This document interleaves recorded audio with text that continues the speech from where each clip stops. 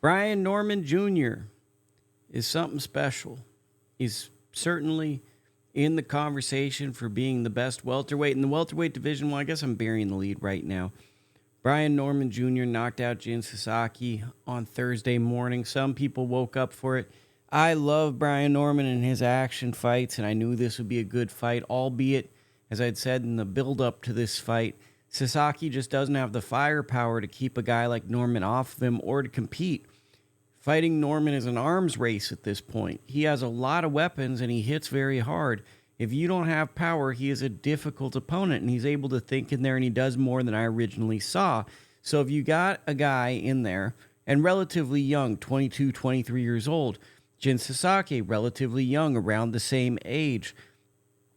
I saw some people, good people, guys that I like, guys that everyone like, think that this could have been a fight of the year candidate. I just didn't really see it because Sasaki has to take so much punishment to be successful in a fight. He reminds me a little bit of an MMA fighter from back in the day named Vanderlei Silva. Very aggressive, come forward, takes punches, but in the midst of taking those shots, well, he's going to be vulnerable. And with Brian Norman, that's a bad style to have. What ends up happening is probably the iconic Brian Norman knockout of his career, or at least the early stages of his career. He's got two big knockouts that I think have really set him apart in the division when he knocked Giovanni Santillan out, and now the Sasaki. Those are two highlight reel knockouts. Organically, he's building as what a star does. He's someone that kind of came in under the radar, young champion. Now he's getting brutal knockouts on big platforms, looking for unification bouts. Got a dad that I really enjoy who cares about his son, but if you got a platform and you make fun of his son, he's probably hopping on as a guest and going to talk a little mess with you. Norman more than likely is the best welterweight. I think Mario Barrios is a very good welterweight.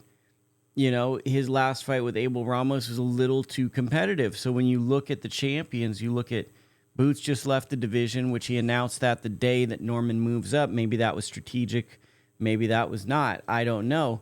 But when that happens, okay, that happens. Two of the belts are now vacant, so who knows what happens there.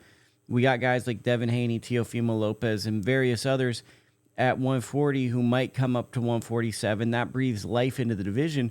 But we have a potential of the welterweight division going through a period like we saw at middleweight for, God, it feels like forever now. But middleweight, like when Golovkin was there and for many years before, was a glamour division. Currently, we're looking for something interesting to happen. And if you keep listening on the Substack, or if you watch my next YouTube video, you will see that there is something happening. There's two interesting things happening at middleweight right now, but we'll get to that in a little bit later.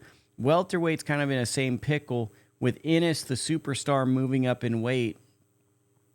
Now it's kind of looking for someone to take that role in the division. And I think Brian Norman is an interesting figure after this. He's went on the road, goes to Japan, gets a knockout victory, and now he's probably, to me at least, looked at as the man in the division. He'll be waiting around, seeing what happens with Mario Barrios and Manny Pacquiao. In theory, Suleiman Sissoko, who just won a WBC Eliminator, should be next for the winner of that bout. That's a good fight, right? That's a good one.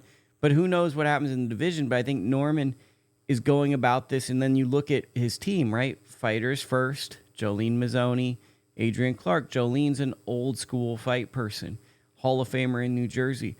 Norman's career is being built as an old school fight career. This is how fighters used to be built. Emerging up-and-comer, gets a knockout win on the road, gets another victory against Derek Chivas. Now he goes overseas in a perceived 50-50 fight, and no one's going to give Norman the credit for that. Gets a big win. I think Norman's someone that in 2 to 4 years could be looked at as a superstar, but he's emerging and he wasn't on a ton of people's lists as this is the guy. So people are often reluctant. Like I saw this with Terrence Crawford, to be honest with you. I saw this with Terrence Crawford in like 2015 when Floyd was stepping aside from the sport before he came back from McGregor. And people couldn't say Terrence Crawford was the best fighter in the world or one of the 3 best fighters. They go, no, it can't be him. And Norman's not in that spot just yet. But look, we got Usyk, older fighter. We got Beterbiev, older fighter. We've got Crawford, older fighter. Canelo, older fighter. in a way, older fighter. That's 5 fighters in the best 10 that are going to be out within the next 2 to 3 years. They're probably not going to be fighting. Who fills those spots? And I'm just throwing out, maybe Brian Norman, if he keeps on this trajectory, starts to enter into these conversations as not just the best welterweight, but one of the best fighters out there. Brian Norman impressed the hell out of me, and I am safe to say I was wrong about some of my thoughts about Brian Norman as an up-and-comer. He developed the hard way, and he's getting better as a champion.